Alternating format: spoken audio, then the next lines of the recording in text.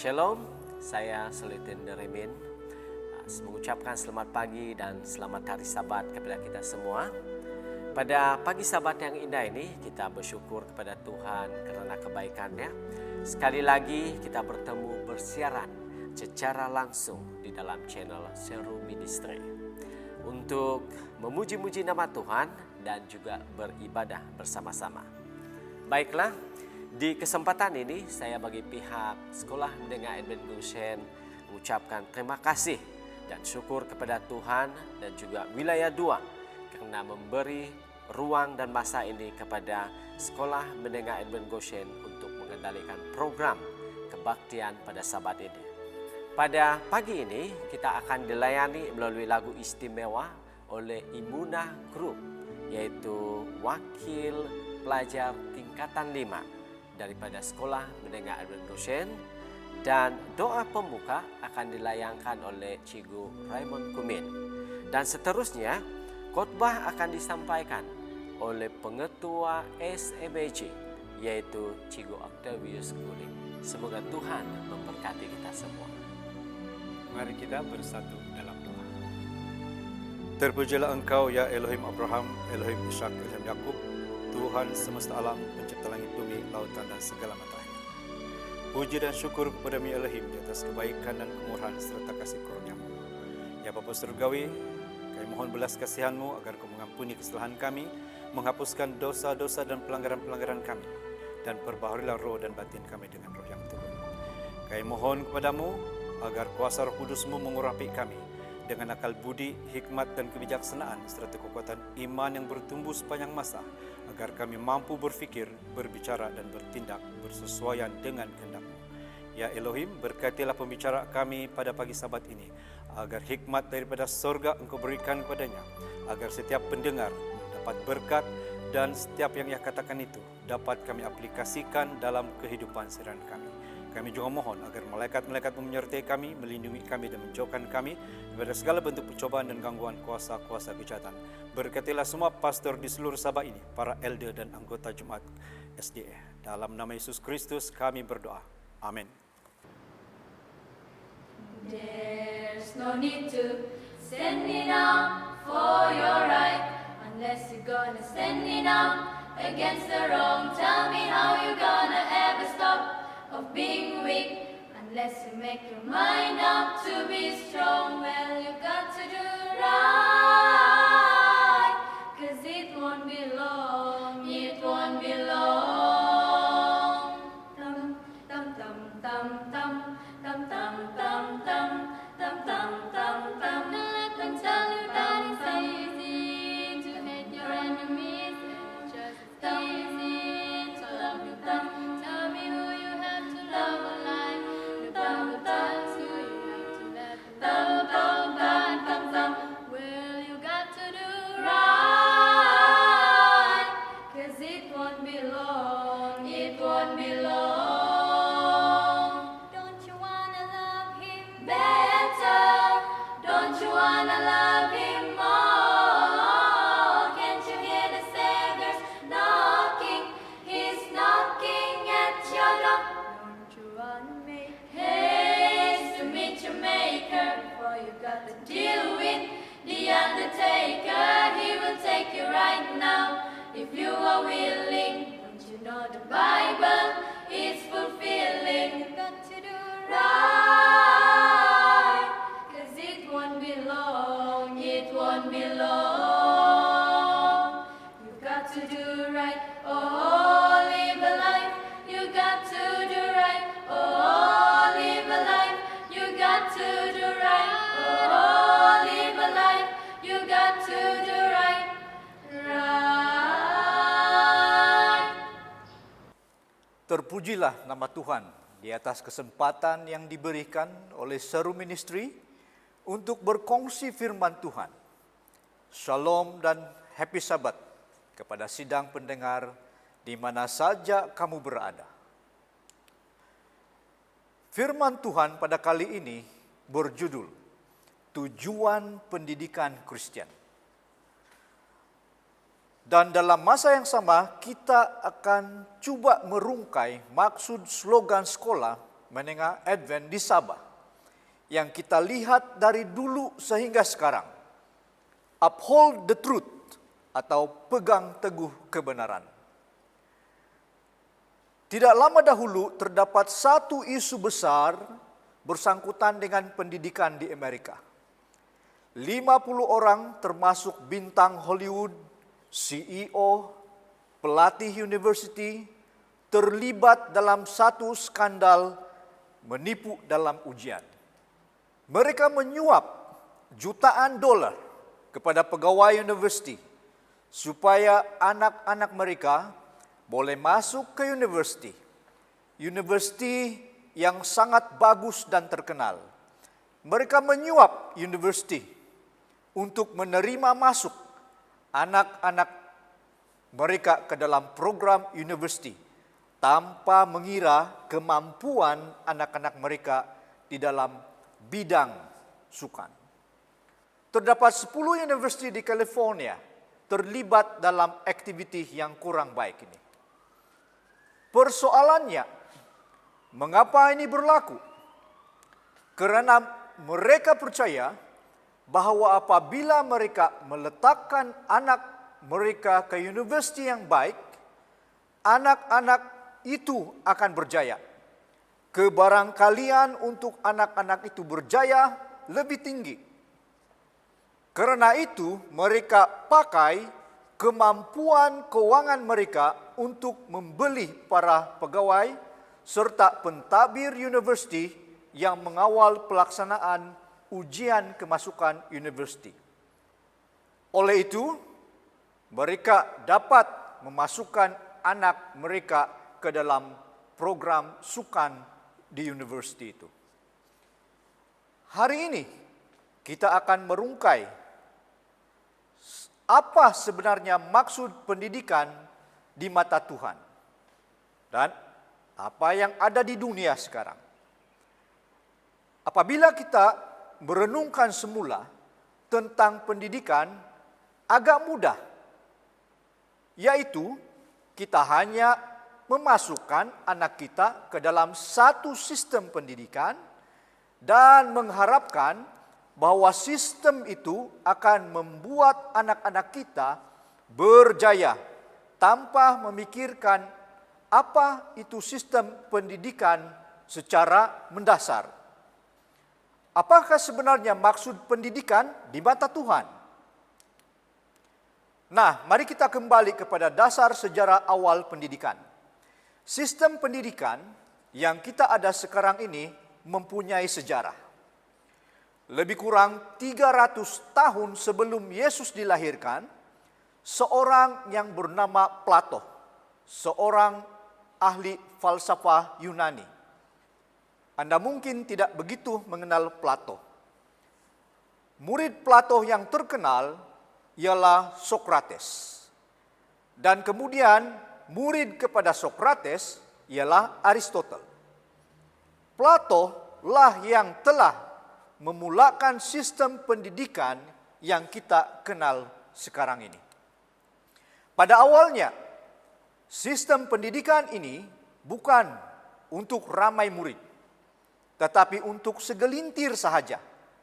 Tujuan untuk pendidikan pada masa itu adalah untuk melahirkan pemimpin-pemimpin politik orang Yunani. Begitulah bagaimana sistem pendidikan itu bermula. Dan seterusnya, sistem ini berkembang menjadi university.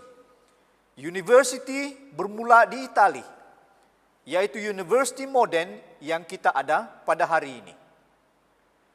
Sekitar 1000 tahun lalu di Itali. Pada waktu itu, jurusan yang diajar ialah berkaitan undang-undang, politik, dan perubatan sahaja. Selepas itu, sistem university berkembang ke Prancis dan ke England. Dan lebih banyak jurusan yang telah diperkenalkan. Dan sekarang, tujuan pendidikan itu adalah untuk menjadikan seorang murid kepada seorang profesional di pelbagai industri dan masyarakat. Itulah sejarah dan tujuan sistem pendidikan yang kita ada sekarang ini. Tetapi sebenarnya kalau kita melihat kembali kepada Alkitab, Tuhan mahu kita rindu untuk kenal apakah sebenarnya dasar kepada pendidikan. Apa sebenarnya kita mahu dan apa sebenarnya Tuhan kehendaki. Sebab sangat mudah untuk kita memasukkan anak kita ke sekolah. Dan biar sistem itu yang bekerja untuk membentuk anak-anak kita. Tetapi ada sesuatu yang kurang. Apakah perkara yang kurang ini? Apakah perkara yang kita tidak mengerti ini? Mari kita belajar dari firman Tuhan. Kejadian 18 ayat 19. Aku sudah memilih dia supaya memerintahkan anak-anak dan keturunannya supaya tetap menurut jalan yang ditunjukkan Tuhan dan melakukan hal yang benar dan adil. Jika mereka berbuat demikian, maka aku akan memenuhi segala janjiku kepada Abraham. Ayat ini bercakap tentang Abraham. Kita tahu bahwa Abraham dipanggil oleh Tuhan pada umur sekitar 75 tahun.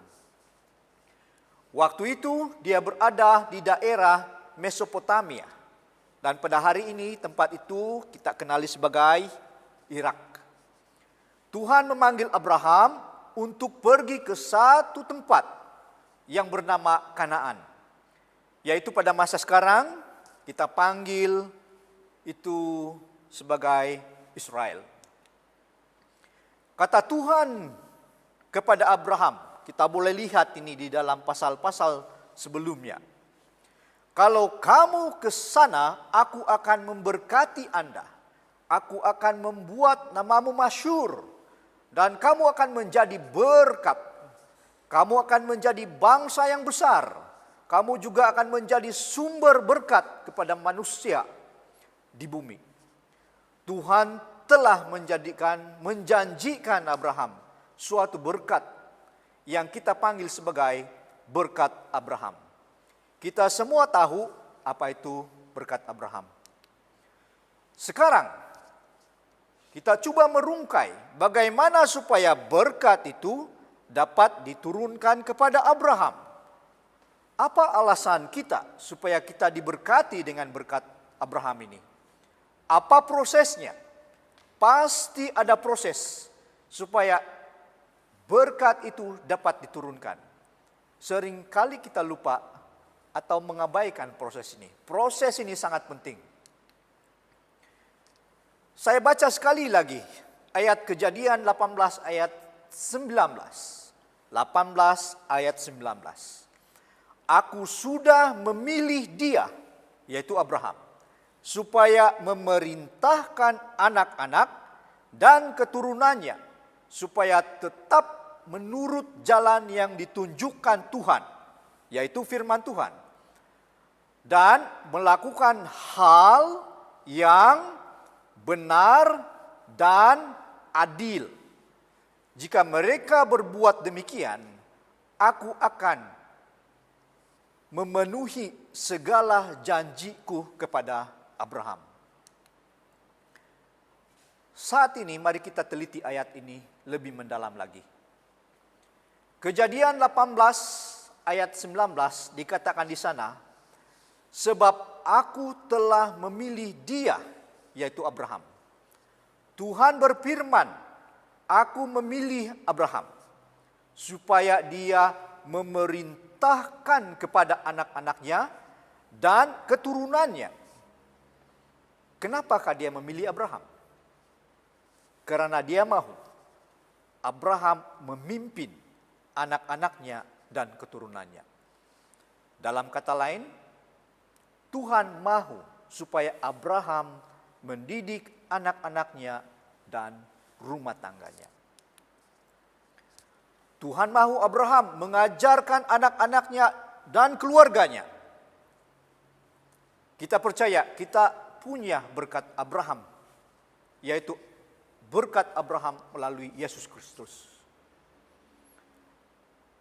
Bagaimana kita harus dapat berkat ini? Kuncinya, kita harus mendidik anak-anak kita.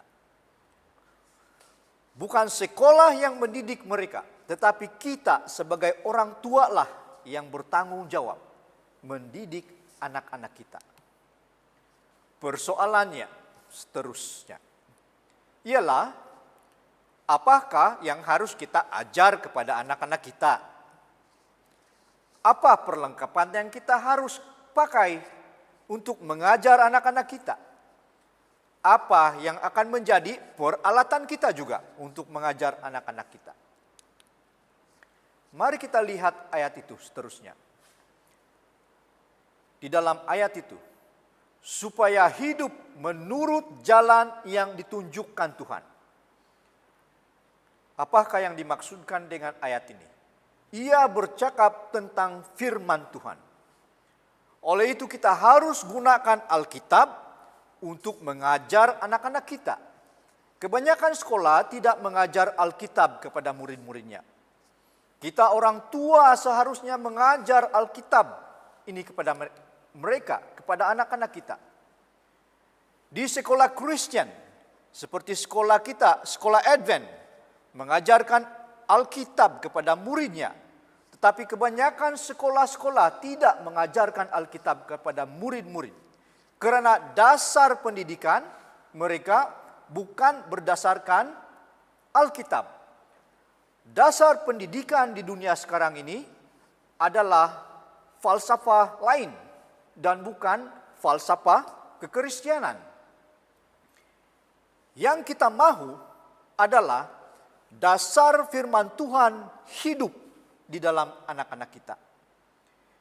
Inilah dasar pendidikan yang dikehendaki oleh Tuhan untuk diajar kepada anak-anak kita, yaitu pendidikan yang berdasarkan firman Tuhan. Kita bersyukur kepada Tuhan karena gereja Seventh-day Adventist telah dianugerahkan oleh Tuhan sekolah-sekolah gereja dan sekolah-sekolah mission, di mana anak-anak kita mempunyai peluang untuk belajar di dalam satu sistem pendidikan yang berdasarkan pendidikan Tuhan. Saya ingin menjemput semua ibu bapa untuk menyekolahkan anak-anak Anda ke sistem yang sangat penting ini, yaitu sistem pendidikan Tuhan. Di Sabah kita ada 11 buah sekolah rendah dan 2 buah sekolah menengah di seluruh Sabah. Yang paling dekat kepada wilayah 2 ialah sekolah menengah Advent Goshen dan sekolah rendah Advent Goshen. Saya ingin mengalu-alukan kedatangan anak-anak Anda di sekolah ini. Sekolah menengah Advent Goshen telah berdiri teguh sejak 1968. Telah melahirkan ramai graduan yang telah berjaya dalam hidup. Dengan berkat dari Tuhan dan para anggota gereja di seluruh Sabah, saya boleh kategorikan sekolah kita ini, sekolah menengah Advent Goshen, tidak lagi kita boleh panggil sebagai sekolah dive atau sekolah serba kekurangan. Kemudahan asas sekolah kita sangat mencukupi dan mempunyai guru-guru yang profesional. Saya bagi tahu kamu, profesional dan committed serta mempunyai hubungan yang erat dengan Tuhan dan sesama manusia. Guru kita mempunyai daya saing melahirkan pelajar-pelajar yang cemerlang, terlebih menerapkan dasar-dasar kerohanian kepada para pelajar kita. Kita akui ada banyak kelemahan yang berlaku dalam sekolah Advent. Tetapi pada dasarnya sekolah kita mengajarkan firman Tuhan di dalam sekolah. Itu sangat-sangat penting. Inilah sistem pendidikan yang diwariskan oleh Tuhan kepada keturunan Abraham dan kita semua. Saya melihat ramai pelajar dari gereja kita, malah ada juga dari sekolah Advent pun. Apabila mereka masuk ke institusi sekuler, institusi pengajian tinggi sekuler, kadang-kadang mereka hanyut diserap oleh sistem pendidikan yang tidak berlandaskan Alkitab. Mereka hilang identiti mengenai siapakah sebenarnya mereka, sebab tidak ada dasar yang kukuh. Dasar Alkitab mereka sangat rapuh. Mereka bingung mana yang betul, mana yang salah. Pikiran dasar Alkitab yang keliru. Kita harus perbetulkan ini. Sekolah Advent, keluarga Advent, gereja Advent harus terus diperkasahkan supaya anak-anak kita mempunyai dasar yang kukuh, bertahan di dalam tekanan budaya sekuler. Tuhan berkata kepada Abraham, "Aku akan memenuhi janjiku kepada kamu, tetapi tugas kamu ialah kamu harus mendidik anak-anakmu dengan dasar firman Tuhan." Dalam Alkitab, apakah yang harus kita ajarkan kepada anak-anak? Terdapat dua perkara yang harus kita ajarkan kepada mereka. Dikatakan dalam ayat itu, dengan melakukan kebenaran dan keadilan. Ajarkan mereka apa yang benar dan apa yang adil. Ketika kita mendengar perkataan benar dan adil ini, mungkin kita keliru. Tidak jelas apakah maksud kebenaran dan keadilan ini. Apakah harus aku mengajar anak aku yang benar atau salah? Atau apakah aku akan mengejar mereka keadilan? Nah, sebenarnya apabila kita kembali kepada perkataan asal di dalam bahasa Ibrani, agak mudah bagi kita untuk mengerti maksud benar dan adil. Kebenaran berarti hubungan manusia dengan Tuhan dan hubungan manusia sesama manusia. Itulah arti sebenarnya perkataan benar. Ianya bukan berbicara apa yang benar atau apa yang salah, tetapi berbicara tentang hubungan yang betul, hubungan yang benar di antara Tuhan dan manusia, di antara manusia sesama manusia.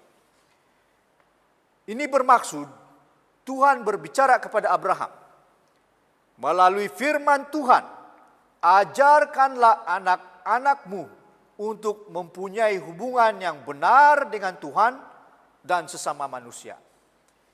Itulah hal yang pertama dan terutama Tuhan mahukan Abraham ajarkan kepada anak-anaknya dan keturunannya. Kedua, kita menjumpai satu perkataan lagi, yaitu keadilan. Keadilan artinya sebuah sistem pemerintahan Tuhan, yaitu sistem pemerintahan kerajaan Tuhan. Sistem pemerintahan ilahi. Itulah arti keadilan di sini. Ketika kita gabungkan konsep ini, kebenaran dan keadilan, apa yang Tuhan mahukan Abraham ialah mengajarkan hubungan yang benar dengan Tuhan dan sesama manusia di bawah satu pemerintahan, yaitu pemerintahan Tuhan. Itulah artinya. Penekanan di sini ialah hubungan. Perasaankah kita mengapa ramai orang menderita dan disakiti? Ini karena satu agenda, yaitu hubungan. hubungan di antara suami istri, hubungan di antara ibu bapa dan anak-anak, hubungan dengan rakan-rakan sekerja, hubungan di antara jiran tetangga, hubungan di antara manusia sesama manusia. Antara semua permasalahan dalam dunia ini dimulai dengan satu isu, yaitu hubungan. Ketika pun anak-anak kita menjadi profesional, menjadi seorang yang kaya, menjadi seorang yang berjaya dalam kerjaya, tetapi sekiranya mereka tidak mempunyai hubungan yang baik dengan Tuhan, suami dan istri, hubungan di antara sesama manusia, maka bermakna itu adalah satu kegagalan. Begitu banyak kesakitan di dalam hati.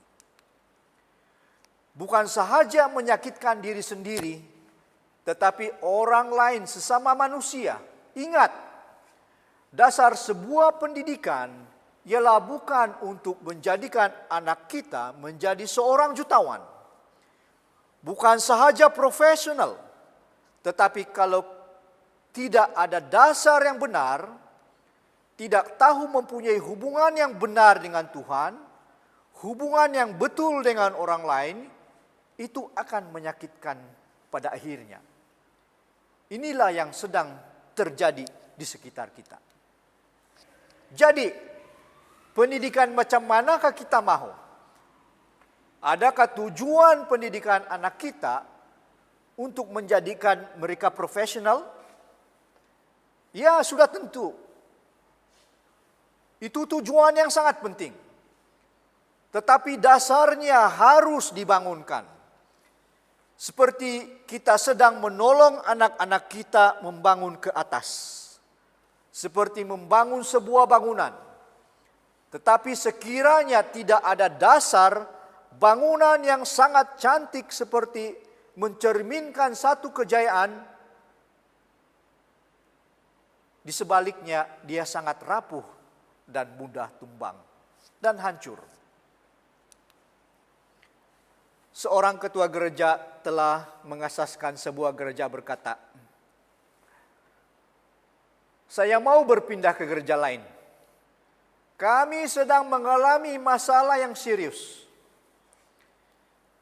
Apakah masalahnya itu, Pak Ketua? Ada permasalahan di antara pastor dan ketua gereja. Malah menghadiri gereja seperti bukan surga, tetapi neraka. Ada di kalangan anggota yang tidak mahu datang lagi ke gereja. Sebab katanya, saya tidak mahu datang ke gereja. Sebab saya tidak mahu berjumpa orang itu. Saya tidak mahu melihat orang itu. Sebab apa sahaja orang itu cakap menyakiti hati saya. Lihat, masalah kita ialah masalah hubungan. Kekristianan bukanlah semata-mata mahu beragama. Kekristianan itu adalah relationship atau satu hubungan. Ramai orang Kristen salah faham tentang ini. Kita berpikir, bagaimana kita menyenangkan Tuhan? Apakah Tuhan mau?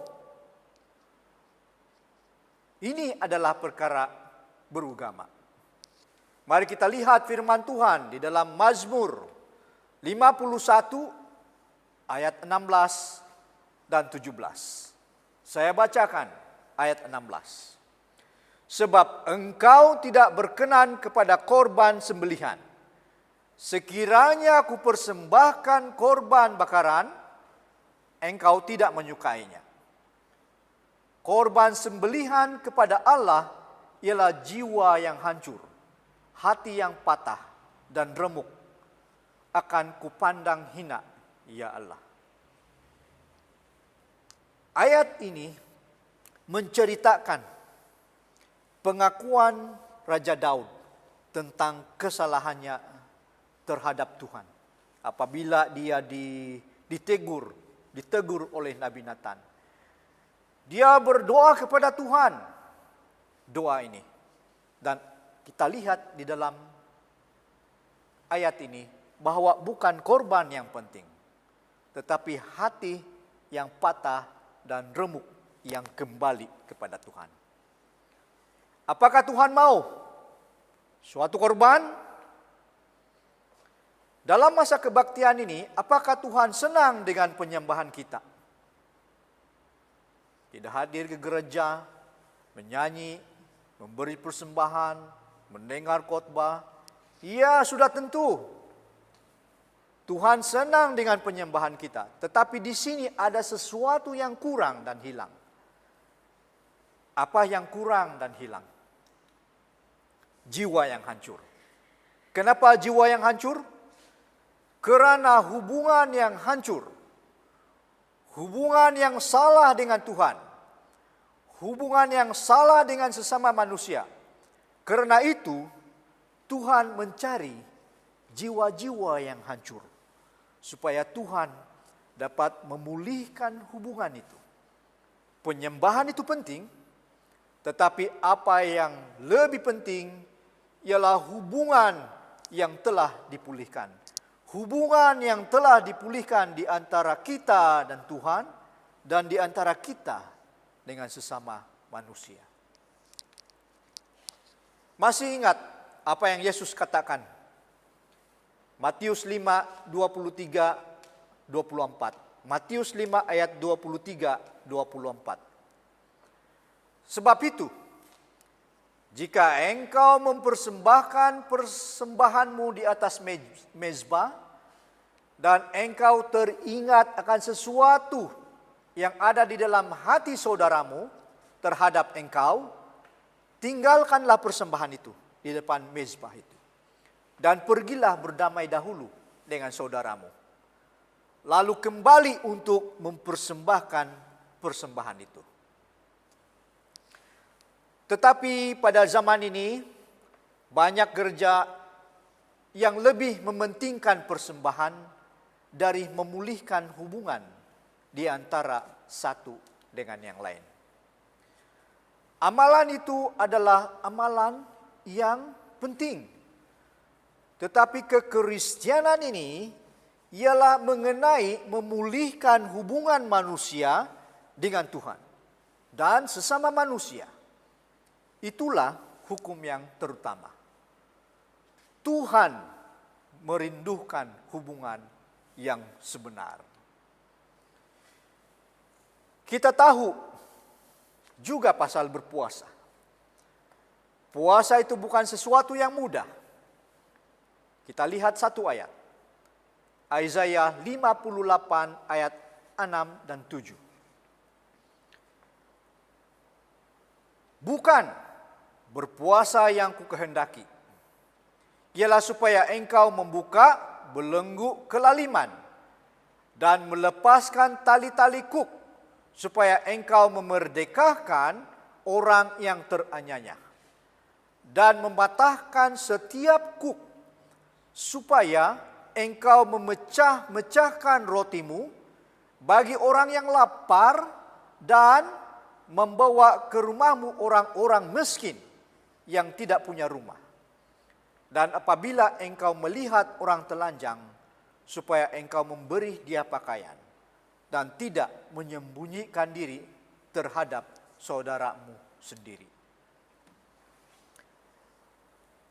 Berpuasa itu penting dan sangat diperlukan. Tetapi kita jangan lupa sesuatu. Belas kasihan kepada yang memerlukan. Belas kasihan kepada yang menghadapi masalah. Belas kasihan kepada orang-orang yang berjuang mengatasi masalah mereka. Tuhan mahu memulihkan hubungan di antara mereka. Amalan berugama kita memfokuskan mengenai hal penyembahan. Kita fokus kepada hal berpuasa. Kita fokus kepada hal persembahan. Tetapi tanpa belas kasihan, semuanya itu adalah sia-sia belaka.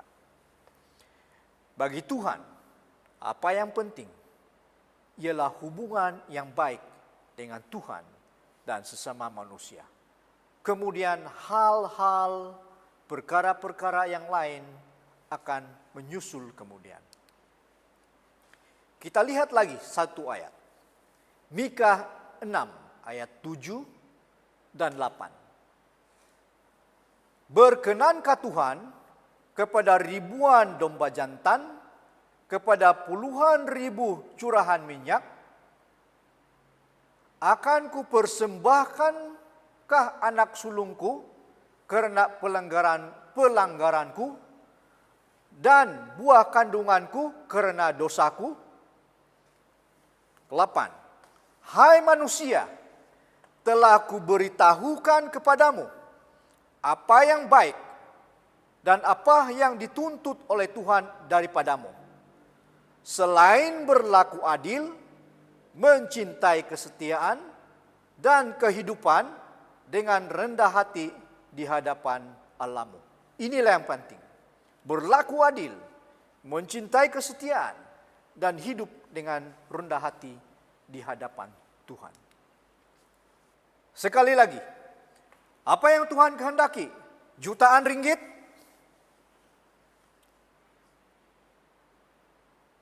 Dia berbicara tentang ribuan korban. Ribuan korban suatu biaya yang sangat mahal. Adakah Tuhan mahu persembahan yang berjuta-juta?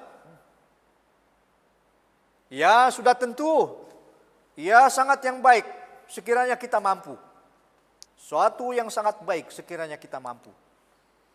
Tetapi ada sesuatu yang kita perlu mengerti, yaitu berlaku adil, mencintai kesetiaan, hidup dengan kerendahan hati dengan Tuhan. Nah, ini kembali lagi bercakap mengenai hubungan. Adakah Anda percaya dengan berkat Abraham? Berkat itu bukan saja untuk Abraham, tetapi untuk Anda dan saya hidup di dalam Kristus. Tetapi bagaimanakah berkat ini akan dicurahkan ke dalam hidup kita? Dengan mendidik anak-anak kita, mendidik keluarga kita. Itulah caranya. Persoalannya, siapa punya tanggung jawab? Apakah tanggung jawab mendidik ini boleh kita letakkan kepada sekolah ataupun kepada gereja? Di Barat, sistem pendidikan sekuler mengatakan seperti ini. Oh, buat apa sahaja yang Anda mahu. Nikmati saja hidup kamu. Kegagalan itu bukan masalah. Ini falsafah mereka pegang. Tetapi ini menyumbangkan kepada immorality mereka. Karena sekarang mereka buat apa saja yang mereka suka. Kita lihat di Korea. Satu pemerhatian telah dibuat di Korea. Korea sangat kuat di dalam sistem pendidikan. Anda tahu apa hasil produk sistem pendidikan yang mereka telah amalkan di dalam pemerhatian ini? Mereka dapati bahwa orang-orang mereka apabila keluar daripada sistem pendidikan, menjadi orang-orang, menjadi anak-anak yang egois atau mementingkan diri sendiri. Kenapa jadi pentingkan diri sendiri? Sahaja. Karena di dalam sistem pendidikan mereka, mereka mengajarkan anak-anak mereka bersaing. Sentiasa bersaing dan harus bersaing. Saya harus menjadi nomor 1. Jadi apabila mereka diajar untuk bersaing setiap masa, bersaing, hasilnya anak-anak menjadi egois. Pentingkan diri sendiri sahaja. Tidak peduli kepada orang lain. Mereka hanya pentingkan diri sendiri. Sekarang ini menjadi isu yang sangat besar di Korea. Dan saya percaya kita juga di Malaysia sedang menuju ke arah ini. Kenapa semuanya ini berlaku? Ini disebabkan kita mempercayai sistem pendidikan. Pendidikan sekuler membuatkan anak kita menjadi seorang yang berjaya. Menjadikan anak-anak kita menjadi orang-orang profesional. Tetapi harus kita ingat, berkat hanya datang dari tempat yang maha tinggi. Berkat hanya datang daripada Tuhan yang maha kuasa. Berkat Abraham hanya datang daripada Tuhan yang agung. Berkat yang mempunyai impak. Satu berkat yang berpengaruh. Siapakah orang yang mempunyai impak dan berpengaruh yang tinggi? Mereka adalah orang-orang yang mempunyai hubungan yang baik dengan Tuhan dan sesama manusia, serta juga mereka yang mempunyai belas kasihan kepada orang-orang yang memerlukan. Inilah yang kita harus ajarkan kepada keturunan kita, kepada anak-anak kita. Kita mempunyai anak-anak yang dikasihi. Ajarlah mereka dengan hubungan yang baik dengan Tuhan dan sesama manusia. Dan ajarlah mereka mempunyai belas kasihan. Ramai yang disakiti dan merasa disakiti. Bukan karena uang, bukan karena alasan pekerjaan, tetapi karena kita tidak pandai mempunyai hubungan yang baik di antara sesama manusia. Kenapa keadaan masyarakat semakin memburuk? Karena kita tidak peduli keperluan orang lain. Kita tidak mencari orang-orang yang memerlukan. Kita hanya pedulikan diri sendiri dan kita hanya pedulikan keluarga kita. Tetapi apakah Tuhan kehendaki? Saya suka mengingatkan kepada kita semua akan satu milenium yang baru di masa akan datang nanti. Kitab Wahyu pasal 20 berbicara tentang milenium yang baru ini. Di dunia ini akan ada milenium yang baru. Di milenium yang baru itu, apakah ciri-ciri masyarakat yang ada di sana nanti? Bagaimanakah sebenarnya masyarakat yang ada pada waktu itu? Masyarakat waktu itu adalah masyarakat kasih. Masyarakat cinta. Mengasihi Tuhan dan sesama manusia. Inilah yang Tuhan kehendaki. Mengasihi Tuhan dan mengasihi sesama manusia. Pada mulanya ketika Tuhan mencipta manusia, Tuhan mahukan persekutuan yang penuh kasih di antara manusia dan Tuhan. Tetapi manusia telah menolak persekutuan itu. Kita coba lihat lagi. Pada zaman Menara Babel, manusia menolak Tuhan. Manusia menolak Tuhan lagi. Kami tidak memerlukan Tuhan, kita sahaja. Tuhan tidak kita perlu. Kita pun sudah cukup. Tidak perlu Tuhan. Kau Tuhan pergi jauh-jauh dari hidup kami. Tapi itu sangat bahaya. Kemudian Yesus datang ke dunia. Kenapa Yesus datang ke dunia? Untuk memulihkan hubungan yang hancur itu. Yesus datang ke dunia untuk memulihkan hubungan yang hancur itu di antara Tuhan dan manusia.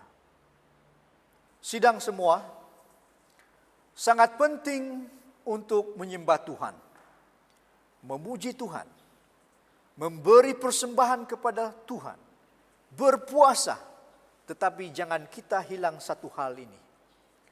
Tuhan mahukan hubungan yang benar dengan Tuhan dan juga sesama manusia, serta mempunyai belas kasihan. Berulang-ulang saya katakan ini, sebab ini hal yang sangat penting dan seringkali kita lupa. Ingat, mungkin ada di kalangan kita dilahirkan di dalam keluarga yang baik-baik. Mungkin ada juga kita yang dilahirkan di dalam keluarga yang sangat sederhana. Atau ada juga yang dilahirkan di dalam keluarga yang berkekurangan. Itu bukan salah siapa-siapa. Tetapi yang paling penting ialah tahu mengasihi Tuhan. Mengasihi orang lain dengan penuh belas kasihan. Itulah yang Tuhan mau. Adakah Anda merindui anak-anak Anda untuk mendapatkan kemuliaan dari dunia ini? Atau berkat daripada Maha Tinggi? Atau berkat daripada Tuhan? Setan boleh saja memberikan kemakmuran kepada anak-anak kita dari dunia ini. Malah dia juga telah menawarkan kemakmuran kepada Yesus sewaktu Yesus sedang berpuasa. Tetapi kita tidak mahu anak-anak kita mendapat kemakmuran dunia ini sahaja. Tetapi kita mahu anak-anak kita mendapat berkat dari Maha Tinggi. Saya ingin mengingatkan kepada kita semua. Ajarlah anak-anak kita bagaimana mempunyai hubungan yang benar. Hubungan yang benar dengan Tuhan. Dan hubungan yang benar sesama manusia. Hai anakku, saya mau kamu mempunyai kasih di dalam hati. Katakan begitu. Doakan anak-anak kita untuk mengasihi Tuhan dan mengasihi sesama manusia. Memiliki belas kasihan terhadap orang-orang yang memerlukan juga. Begitu juga dengan para datuk-datuk, nenek-nenek. Doakanlah cucu-cucu Anda. Kalau Anda melakukannya, kalau kita melakukannya, berkat Abraham akan dicurahkan dan digenapi kepada Anda dan kepada keturunan kita. Para sidang, jangan kita menjadi sidang penyembah saja.